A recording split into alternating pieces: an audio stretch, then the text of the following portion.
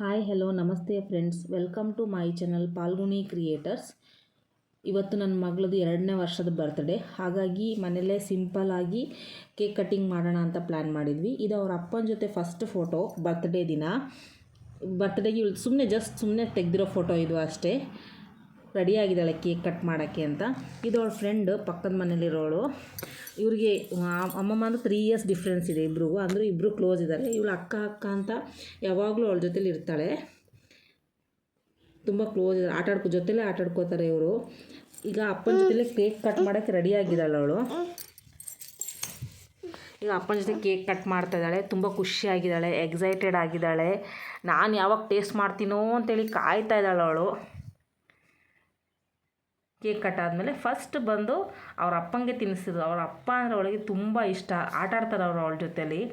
ಆಮೇಲೆ ಅಮ್ಮಂಗೆ ತಿನ್ನಿಸ್ತಿದ್ದಾಳೆ. ಆಮೇಲೆ ಅವಳ ಫ್ರೆಂಡ್ ಅಂತ ಹೇಳಿದ್ನಲ್ಲ, ಅವಳಿಗೆ ತಿನ್ನಿಸಿ ಆ ಫ್ರೆಂಡ್ ಕೂಡ ಅವಳಿಗೆ ತಿನ್ನಿಸ್ತಾಳೆ.